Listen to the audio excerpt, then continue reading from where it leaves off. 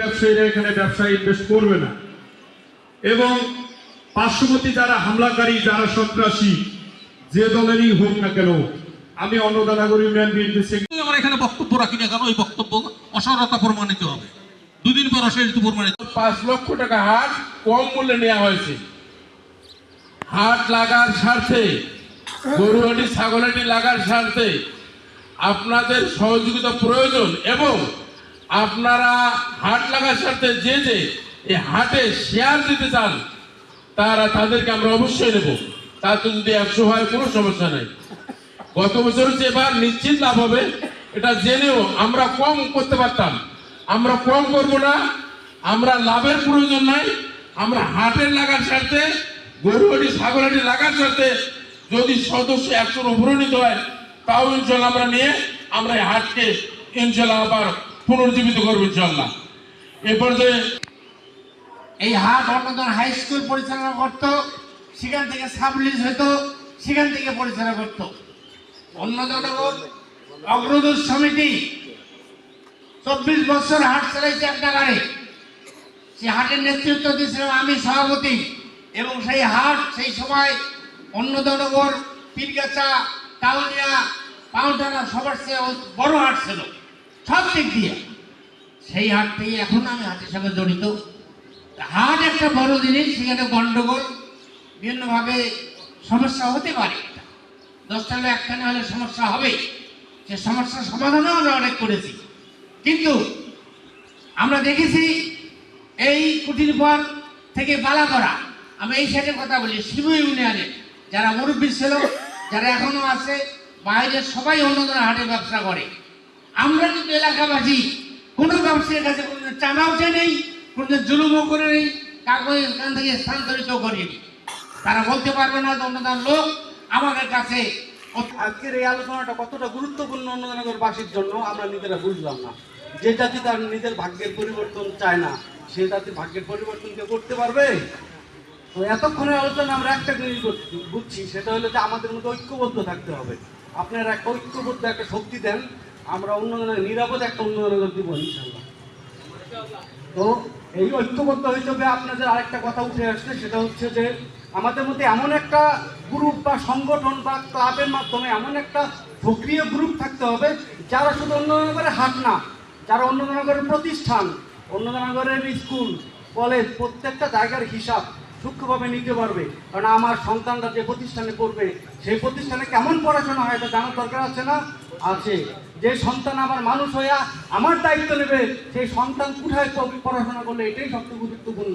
এই জন্য আমরা বলি যে অন্নদানগরবাসী আমরা সবাই ঐক্যবদ্ধ হই, আমরা সবাই ঐক্যবদ্ধ হই, নতুনভাবে একটা অন্নদানগর শুরু করছি।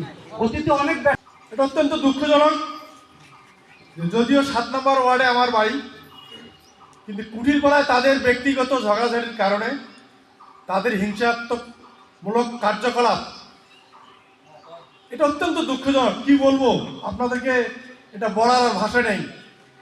তারপরেও আজকে যখন আমার ছোট ভাই রফিকুল হাটের ইজারাদার হিসাবে আমাকে ওই ওয়ার্ডের সভাপতি হিসেবে বলেছেন, আমি চেষ্টা করব যাতে ওরা এখানে আর কোনোদিনও উচ্ছৃঙ্খলতা সৃষ্টি না করে এবং অশান্তির সৃষ্টি না করে, সে ব্যাপারে আমি চেষ্টা করব। এবং আমি আপনাদেরকে এইটুকু নিশ্চয়তা দিচ্ছি যে আমার দলের ইমদাদুল হক ভরসা সভাপতি এবং সাধারণ সম্পাদক শফিকুল ইসলাম শফি ভাই, তাদের সঙ্গে এই ব্যাপারে আমার অনেক মত বিনিময় হয়েছে। আমরা যত হয়তো রমজানের পরে আমরা এটা নিয়ে কুটিরপাড়ায় বসবো এবং বসে সেখানে একটা সিদ্ধান্ত নেওয়ার চিন্তাভাবনা আমাদের মধ্যে রয়েছে এবং আছে। আমি আপনাদেরকে এতটুকু আশ্বস্ত করতে চাই, এই অন্নদানগর প্রাথমিক বিদ্যালয়ে আমি লেখাপড়া শুরু করি এবং এখান থেকে আমি এসএসসি পাস করি, এবং এই অন্নদানগরে আমি শিবুর বাসিন্দা নই, আমি অন্নদানগরের বাসিন্দা হিসাবে এখানে আমি অনেক উন্নয়নমূলক কাজের সঙ্গে জড়িত রয়েছি। এবং লেখা আছে অভিযোগ মিজানুর রহমান। এই মিজানুর রহমানের জন্য অন্নদানগর হাট ভেঙে চলে গেছে কুটিরপাড়। বাসাতে এই মিজানের জন্য গরুহাটি চলে গেছে, তার খেসারত আজ আমরা দেখছি। এক বক্তা বলছেন, আব্দুর রশিদ যে কোরবানির গরু কিনতে গেলে পাবনা যাইতে হয়, মধুপুর যাইতে হয়, বড় কষ্ট আমাদের। আর ওই মিজান আমাদের এই দুঃখ এবং ওই কষ্টের কারণ। আমরা কি একতাবদ্ধ হব? আমরা তো ঝগড়া করি নাই, আমরা তো মারামারি করি নাই। ওষুধ ব্যবসায়ীর সঙ্গে তো গালামাল ব্যবসায়ী মারামারি হয় নাই, কোনোদিনও হবে না। আমরা কি ঐক্য প্রতিষ্ঠা করব? আমরা কি কমিটি করব, কি সমিতি করব? আমরা ব্যবসায়ীরা, আমি আমার বিএনপির সভাপতি সহ আমরা এখানে দোকানদার সাথে আলোচনা করার জন্য আসছিলাম, দেখা করার জন্য।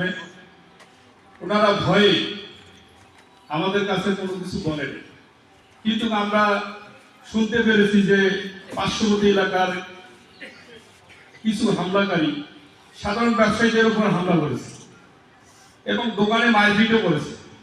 তারা আমাদের কাছে স্বীকার করেনি, কিন্তু আমরা জানতে পেরেছি। যাই হোক, দুঃখজনক, এখানে সবাই ব্যবসা করে জীবিকা নির্বাহের জন্য করা যায়। আমি মনে করি আজকে আমাদের অন্নদানাগরের বাসীর জন্য ক্রান্তি লগ্ন, এই অন্নদানাগর ব্যবসায়ীদের জন্য ক্রান্তি লগ্ন। এই অন্নদানাগর যারা আমরা বসবাস করি তাদের আমাদের সকলের ক্রান্তিকাল চলছে। কারণ আর 3 মাস পরে আমাদের হবে কুরবানির ঈদ। এই ঈদে যখন আমরা কুরবানির পশু কিনতে যাই, আমাদের বিভিন্ন প্রয়োজনে যখন আমরা পশু ক্রয় করি, আমাদের যেতে হয় মধুপুর হাটে, না হয় পাউটানা। এটা লজ্জার বিষয়। এই লজ্জা ঢাকবার আমাদের কোনো উপায় নেই। একটি মাত্র উপায় আছে, আসুন আমরা সবাই ঐক্যবদ্ধ হই। আমরা দল মত নির্বিশেষে তার মাঝে কি আছে সকল ভেদাভেদ ভুলে গিয়ে হাতে হাত রেখে কাঁধে কাঁধ মিলিয়ে অন্যান্য জায়গার তুলনায় অত্যন্ত নাজুক এবং খারাপ। এক কথা বলতে পারি যে ঐতিহ্য ছিল, আমাদের মুরব্বীরা যারা করে গেছেন সেই ঐতিহ্য কিন্তু নাই। এটা স্বীকার করতে হবে। সেটা প্রতিষ্ঠান বলেন, হাট বলেন, বাজার বলেন, এলাকা বলেন, সব কিছু। সেজন্য আজকে একটি সিদ্ধান্ত আমার মনে হয় নেওয়া খুব জরুরি। এখানকার স্থানীয় যারা ব্যবসায়ী আছেন, স্থানীয় সুধীমণ্ডলী আছেন, এলাকার বিভিন্ন শ্রেণী পেশার মানুষ আছেন, বিভিন্নভাবে প্রতিনিধিত্ব করেন, তারা যদি একটা ঐক্যমতে যদি আসেন যে আমরা আমাদের এলাকাটাকে সুন্দর এবং সুন্দর একটা পরিবেশের মধ্যে অতীতের যে ঐতিহ্যপূর্ণ অন্নদাগর, সেই আমরা কিন্তু এলাকাবাসী গণ্ডগোল করি না। আমরা ব্যবসায়ীরা কোনোদিন মারামারি করি না। যারা বাইরে থেকে আইসে তাদের স্বার্থের জন্য এই এলাকা সেখান থেকে যদি আমরা কোনো সঠিক সিদ্ধান্ত নিতে না পারি, তাহলে সে আলোচনা ব্যর্থ হতে পারে। অতীত থেকে আমরা যে শিক্ষা গ্রহণ করেছি, সেই শিক্ষার আলোকে আমরা যে আলোচনাগুলো দেখেছি, আলোচনাগুলো শুনেছি, তার আলোকে আমার মনে হয় যে আমাদের সামনে দুটো দিক মানে এখন নিতে হবে। দুটো দিকে আমাদের সিদ্ধান্ত নিতে হবে। সেই দুটো দিকের মধ্যে একটি হলো আমাদের অত্র এলাকার ব্যবসায়ী তথা অত্র এলাকার আপামর জনসাধারণ, বাজার কেন্দ্রিক জনসাধারণের নিরাপত্তার যে বিষয়টা